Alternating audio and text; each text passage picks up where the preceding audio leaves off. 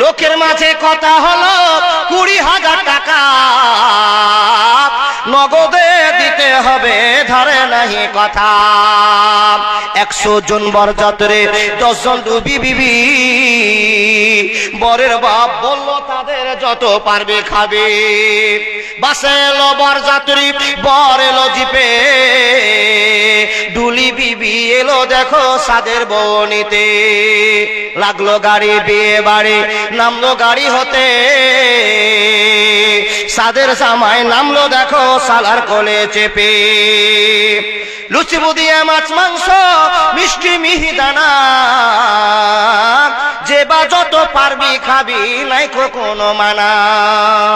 পেট ভরে খানা খেলো, ধরলো যত পেটে, আধা খেলো আধা পাতে রেখে পড়লো উঠে। হলুদ মেখে সাবান হাতে গোসলখানায় যায়, ফরিদা কিন্তু শ্বশুর বাড়ি যাবার অপেক্ষায়। সব ফেলিয়া বেটির বাপ এলো মজলিসে, ইমাম সাহেব চলে এলো বসলো নীরবেতে। দেখা দেখি মাথায় টুপি দিল সকলেতে, কেউ বা রুমাল কেউ বা মাথা ঢাকলো গামছাতে। মাথায় টুপি মুখে দাঁড়ে হয়ে মুসলমান, টাকার লোভে পড়ে ভাই হলো যে বেঈমান। বরের বাপ টাকা পেয়ে গুনে হেসে হেসে, গুনার শেষে হাসি মুখে উঠলো জোরে কেসে। কেসে কেসে রাগ উঠালো, কারণ লোকটা টাকি, টাকা ছুঁড়ে ফেলে দিল, রাখবো না খো বাকি। সবার মাঝে বেটির বাপ করে জোড়হাত, বলে করো না অপমান, রাখো আমার বাপ। 8 মংলার ভিতরে 2,000 টাকা পরিশোধ করে দিব, দিও না খো ব্যথা। শুনলো না খো বরের বাপ, উঠে পড়লো সবে। ফরিদা কিন্তু জানলা দিয়ে সব দৃশ্য দেখে। আব্বা মোরে জন্ম দিয়ে এতই অপমান, নিজের চোখে দেখে বলে রাখবো না খো প্রাণ। বিষের বোতল হাতে নিয়ে খেলো কেঁদে কেঁদে, গিলে নিল মরে গেল বিয়ের পোশাক পরে। সমাজ তুমি তৈরি থেকো এর জবাব দিতে, ধরবে যেদিন আল্লাহ তাআলা কিয়ামতের কোটে। লুচি বুন্দিয়া মাছ মাংস আজকে খাওয়ার দিন, বিষ খেয়ে মরলো কেন সমাজ জবাব দিন। আজ ফরিদা শ্বশুর বাড়ি সঙ্গে যাবে বোন, সমাজ তুমি জবাব দাও খারাপ কেন মন। আজ ফরিদা শ্বশুর বাড়ি নামবে ভাবির কোলে, সমাজ তুমি জবাব দাও কবর কেন দিলে। ফরিদারি মতো শত কত দেখো বোন, সমাজের কীর্তি দেখে সে দিল জীবন। এর জন্য কে বা দায়ী হবে বন্ধুগণ, চিন্তা করো হায়রে সমাজ সময় স্বল্পক্ষণ। মার্বেল পাথরে উঠলো সে যে, মার্বেল পাথরে উঠলো সে যে মাদ্রাসার গড়ন। আজও বাড়েনি, বাড়বে কবে মৌলবীদের বেতন। আজও বাড়েনি, বাড়বে কবে ইমামদের বেতন। মসজিদের পাশে জলসা করি বক্তা আনিয়া, ইমামকে রাখি মঞ্চের সভাপতি বানাইয়া। ওই জালসায় দেখো লক্ষ টাকার, ওই জালসায় দেখো লক্ষ টাকার কত আয়োজন। আজও বাড়েনি, বাড়বে কবে ইমামদের বেতন। আজও বাড়েনি, বাড়বে কবে মৌলবীদের বেতন। মার্বেল পাথরে উঠলো সে যে মসজিদের গড়ন। আজও বাড়েনি, বাড়বে কবে ইমামদের বেতন। আজও বাড়েনি, বাড়বে কবে আলেমের বেতন। আমি ব্যবসা করি চাকরি করি লক্ষ টাকা কামাই, রাজার হালাতে জীবন কাটায় সুখের সীমানায়।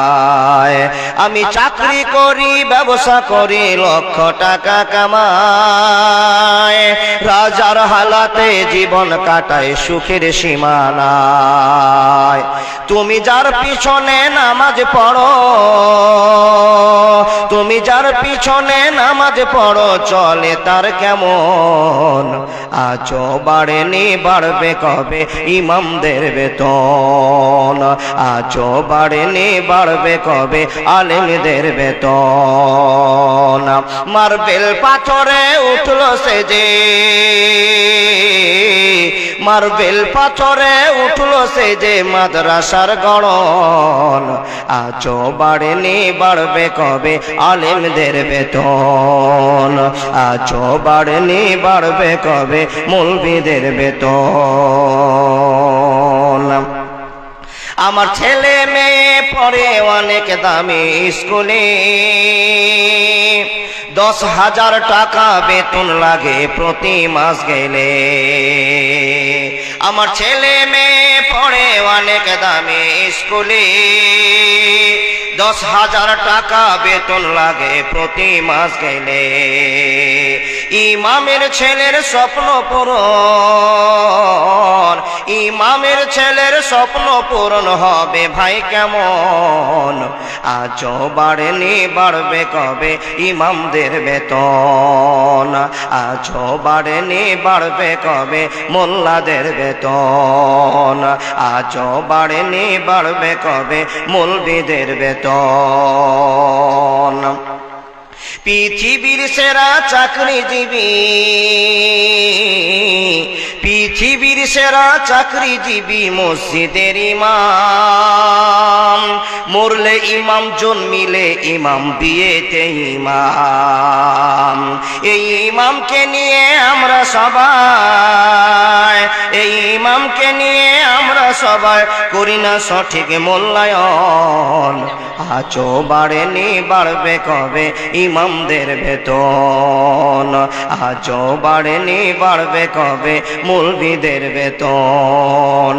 আজও বাড়েনি, বাড়বে কবে ইমামদের বেতন? লিল্লাহে তাকবীর। এই ঠান্ডা আওয়াজ দিয়ে আল্লাহর ভালোবাসা জয় করা যাবে না। আওয়াজ করে বলুন লিল্লাহে তাকবীর। এ এত মাংস ভাত খাওয়ার পরে এইটুকু আওয়াজ? হ্যাঁ, 6 ঘন্টা ধরে গরুর গোশি খেলেন গো, আর এ পাওয়ারটা দিবে না? জোরে বলুন লিল্লাহে তাকবীর। পিছনেটি টিএমসি না বিজেপি? মিকচার। আল্লাহ কবুল করুন। চলমান সভার যোগ্যতম নির্বাচিত সভাপতি মহাশয়, উপস্থিত অগণন আলেমে দ্বীন, উপস্থিত প্রবীণ নাগরিকগণ, উপস্থিত সম্মুখে বসে থাকা দ্বীন প্রিয়, ইসলাম প্রিয়, সুপ্রিয় শ্রোতা মণ্ডলী, পর্দার আড়ালে বসে থাকা অত্র এলাকার শিক্ষিতা মা ও বোনেরা, লাখো কোটি শুকরিয়া সে আল্লাহ, যে আল্লাহ একিউ হিফজুল কুরআন মাদ্রাসার উন্নতি কল্পে আয়োজিত সভায় এতগুলো ইমামদার মানুষকে এক জায়গায় বসে দ্বীনি আলোচনা শোনার তৌফিক দান করেছেন। সে আল্লাহর লাখো কোটি শুকরিয়া, বলুন আলহামদুলিল্লাহ। তারপরে পরে তার ভালোবাসার নবী, মায়ার নবী, বিশ্ব নবী, নবী মুহাম্মদুর রাসূলুল্লাহ সাল্লাল্লাহু আলাইহি ওয়াসাল্লামের প্রতি লাখো কোটি দুরূদ ও সালাম শান্তির ধারা বর্ষিত হোক। আল্লাহুম্মা সাল্লি আলাইহি। ভাই সকল, পবিত্র জালসা দূর দূর করে টাইম পার হয়ে যাচ্ছে। আল্লাহর অশেষ কৃপা, যেই ঠান্ডাটা ছিল সে ঠান্ডাটা আর নেই, তাই না? যাইবা হোক, তো এই ঠান্ডার দিনে যে ঠান্ডা হওয়াটা এটা স্বাভাবিক ব্যাপার নয়? ঠান্ডার দিনে তো ঠান্ডা হবে নাকি গো ভাই? আল্লাহ এই ঠান্ডাকে উপেক্ষা করে দিয়ে আমাদেরকে ইমানের দাবিতে এই খড় পোয়ালে বসে রাত্রিটা কাটার সুযোগ করেছেন। মহান স্রষ্টার কাছে আরেকবার শুকরিয়া আদায় করে বলি আলহামদুলিল্লাহ। তার মানে কি জানেন, এই রাতটা কত মূল্যবান রাত আপনি আমি বুঝতে পারছি না। আল্লাহর বান্দা, আমরা তো অগুণন মানুষ আছি, তারপরে আল্লাহর অগুণন ফারিস্তা এই ফিল্ডে আছে। তাহলে সেই ফিল্ডের ফারিস্তারা আপনাকে আমাকে দেখছে, আর এই দেখার বিনিময়ে আমরা একদিন পাস করবো ইনশাআল্লাহ। যাক আলহামদুলিল্লাহ, ভালো লাগলো যে আপনারা এই মাদ্রাসাকে সাহায্য করবার জন্য এবং দিনে আলোচনা শোনার জন্য ছুটে এসেছেন। যতগুলো লোক মাদ্রাসা ভাত খেতে দেখলাম, যদি বসে যেত আরো 3টা ফিল লাগতো, না বাবা? আরো 3টা ফিল লাগতো। যাক, যারা চলে গেছে ভালোই করেছে, না তো উমার ভাই ফেসে যেত। জায়গা ছিল না। আমার মা বোনরা এসে অনেক ফেসে গিয়েছে, সামনে বার ইনশাআল্লাহ জালসা আরো বড় হবে, জায়গা প্রসেস বাড়া হবে আলহামদুলিল্লাহ। তবে দাদা সবার জায়গা হলো এই 5-10 জন আমার দাদা বন্ধুরা বাপজানরা দাঁড়িয়েছে, আপনাদের জায়গা হয়নি বাপ? কি করবো মৌলভী সাহেব, টাইট জিন্স প্যান্ট পরে এসছি না, বসতে যাচ্ছে তো কোমরটা বেঁকা বেঁকা হয়ে যাচ্ছে। যারা লুঙ্গি পরেছেন ওরা বসেন, আর যারা জিন্সের প্যান্ট তারা দাঁড়িয়ে থাকেন নাকি সবাই বসবে। জি বাজার চেঞ্জ, এতদিন টাইট প্যান্ট ছিল, এখন বাপ ঢিল প্যান্ট চলছে।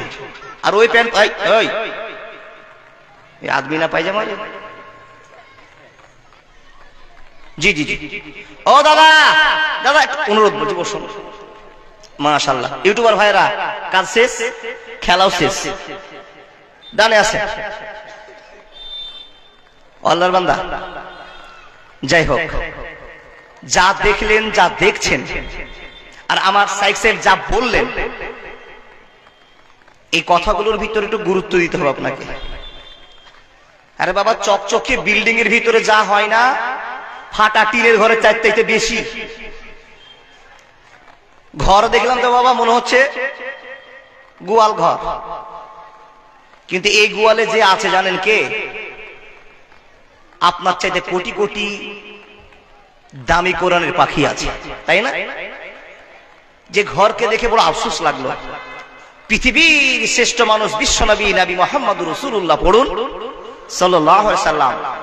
আর তারপরে নবীজি বলছেন পৃথিবীতে যত আলেম আছে তারা আবার অনুসারী আর ওয়ারিস। সেই সূত্রে আমরা মৌলভী সাহেবরা কোরআনের হাফেজরা ওয়ারিসাতুল আম্বিয়া ও আল্লাহর বান্দা। তাহলে যার এত মূল্য, যে কোরআনের এত দাম, আর সেই কোরআনের পাখিদের বাসাটা দেখুন, তার মানে এগুলো দাবিদার কে?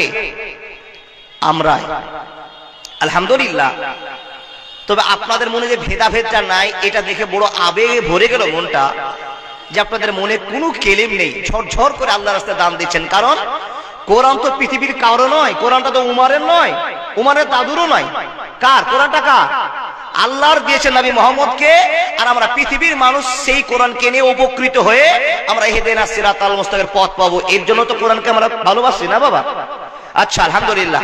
তো এখানে যারা আমরা বসে আছি সবাই পাকা ইমানদার মুমিন মুসলমান। সত্য করে বলুন তো, জালসা তো শুনছেন, এশারের নামাজ কে কে পড়েছেন একটু হাত দেখান তো। আলহামদুলিল্লাহ। কিন্তু মাঝে মাঝে শূন্য স্থান কেন? কিয়ামত পর্যন্ত শূন্য থাকবে মনে হয়। আল্লাহর বান্দা সবাই নামাজ পড়েছেন তো? যারা পড়েছেন হাত দেখিয়ে দিলেন, যারা পড়েননি তারা ভাবছেন মওলানা বয়স কাঁচা আছে তো একটু দেরি হোক। কিন্তু মালাকুল মউত যে কবে গাড়ি নিয়ে ঢুকবে এই কথা যদি জানা থাকতো তাহলে দেরি করতাম। কিন্তু জানি না, গাড়ি চলে আসলে যে উঠতে হবে, কোনো পেরেশানি চলবে না, কোনো অপশন চলবে না, গাড়িতে উঠতেই হবে, তাই না? কম সময়ের ভিতর আপনাকে কিছু কথা বলবো ইনশাআল্লাহ। এই আবেগ রেখে আপনাদের সামনে বলতে আরম্ভ করছি। এখানে যতটি আমরা মানুষ বসে আছি সবাই আমরা অরিজিনাল মুসলমান দাবিদার তো? হ্যাঁ কি না? কে কে হাত দেখান? অরিজিনাল মুসলমানের দাবিদার আমরা সবাই, মাশাআল্লাহ সবাই। কিন্তু এখন যে হাত দেখালে নামাজ পড়িনি, এ ভেজাল নয়। অরিজিনাল মুসলমানের দাবিদার তারাই যারা নামাজ পড়েছে। তো আপনারা ফাঁকাতে গুলি মেরে দিলেন, আর ফারিস্তারা দেখেও চলে গেল, আল্লাহকে খবর যে আল্লাহ সবে হাত তুলেছে লিখে নাও। তো আল্লাহ তো লিখেও নিবে, কিন্তু আপনি যে ডুপ্লিকেট থেকে গেলেন গো বা। মানে মৌলভী সাহেব ডুপ্লিকেটে তো জায়গা খুঁজে পাচ্ছি না। আমরা ইমানদার একজন, এই জন্য আমরা বলতে পারছি ইমানের দাবিতে আমরা এক আল্লাহ ছাড়া দ্বিতীয় আল্লাহকে মানি না। জীবন চলে গেলেও মানবো না। জোরে বলুন, জীবন চলে গেলেও মানবো না। তাহলে আমাদের আল্লাহ একটাই, মেনেছেন? আলহামদুলিল্লাহ, খুশি হলাম যে আল্লাহকে মেনেছেন। ওই আল্লাহকে চোখে দেখেছেন? কি ভুল করলেন? কেউ সামনে আল্লাহকে বসিয়ে দিয়ে আল্লাহর কাছে কাঁদছে, মাল পাচ্ছে, আর আমরা না দেখে মাল পাবো? ইমান কি বলে? ইমান কি বলে? না দেখেই মাল পাবো ইনশাআল্লাহ। মাল পেয়েছিও, তার হাজার প্রমাণও আছে, তাই না? তাহলে আমরা আল্লাহকে দেখিনি, দেখতেও পাবো না। কখন দেখবো? এই পৃথিবীর শেষে দ্বিতীয় জগৎ যখন কায়েম করা হবে, সেই দিন আল্লাহকে দেখবো ইনশাআল্লাহ ইমানের স্বার্থে, ইমানের দাবিদার হয়ে।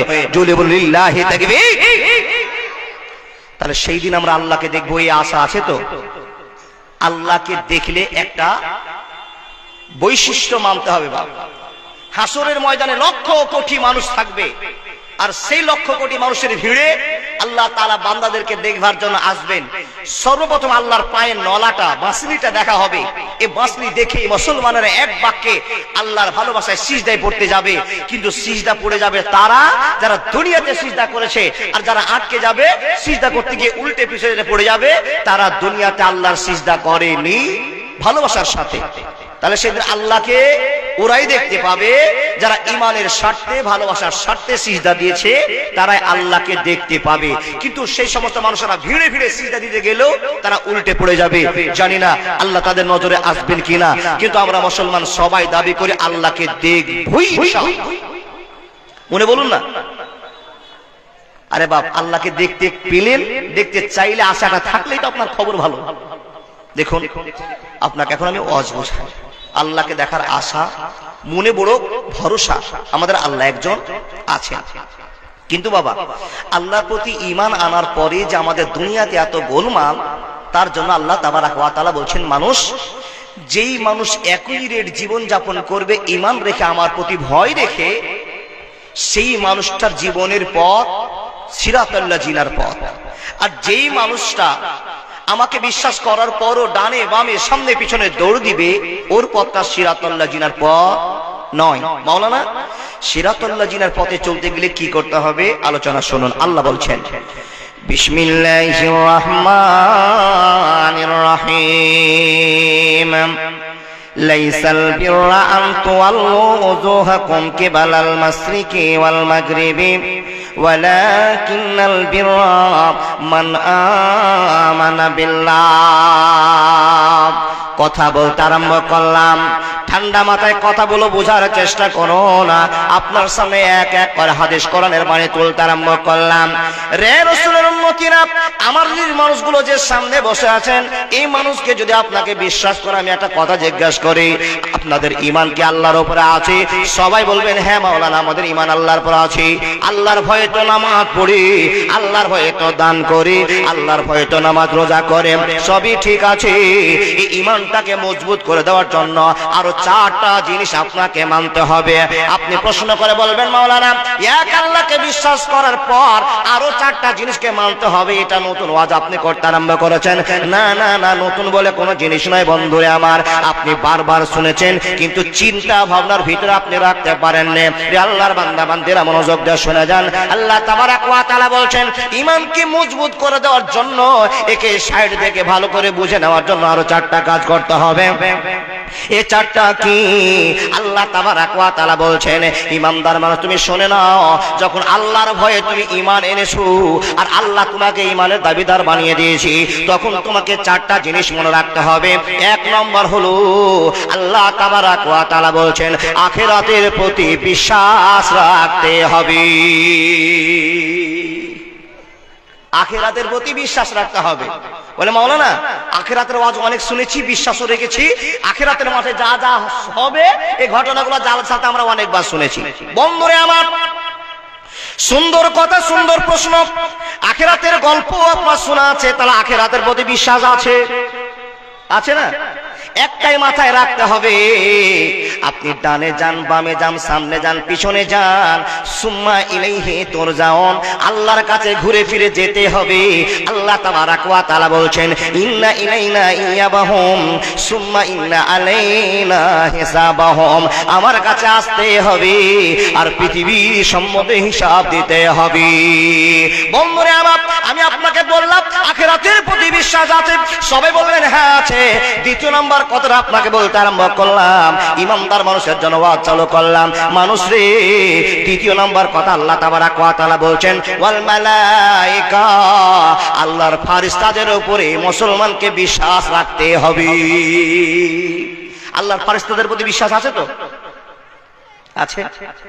ও আল্লাহর বান্দা, সত্য করে বলুন, আল্লাহর ফেরেশতাদের উপর বিশ্বাস আছে বটে, কিন্তু ফেরেশতাকে দেখেছেন কেউ? কেউ দেখেছেন? না, দেখে। বন্ধুরে আমার, ছোট্ট গল্প আপনাকে শোনায়। আখিরাতের প্রতি বিশ্বাস আমাদের না দেখে না বুঝে জানা, ফেরেশতাকে না দেখে না বুঝে জানা, ফারিস্তা কত বড়, কতটি আছে, কত তার কি প্রমাণ আছে, এইগুলো অনেকবার আমরা শুনেছি, আবার ভুলে গিয়েছি। মানুষরে শুনে নেন, যেই ফারিস্তার নাম হলো জিবরাইল, আপনারা শুনেছেন গল্প অনেকবার, শোনা। বিশ্বনবী নবী মুহাম্মদকে জিজ্ঞাসা করা হলো, ইয়া রাসূলুল্লাহ, আপনার কাছে জানতে চাই নবী গো, আপনি কি ফারিস্তাকে দেখেছেন? তো জিবরিল আমিনের সম্পর্কে নবী যে বলছেন, হ্যাঁ দেখেছি। কত বড়, কত বড়, কত বড় সীমানা আপনাকে পার করে বোঝাবো বাবা, টাইমটা আমার সেই দিকে নয়। শুধু একটা হিট দিয়ে বোঝাতে আরম্ভ করলাম যে ফারিস্তাকে আপনারা দেখেছেন না, আমরা দেখিনি, কিন্তু ঈমান রেখেছি, আল্লাহর উপর বিশ্বাস করে ফারিস্তাকে আমরা বিশ্বাস করেছি।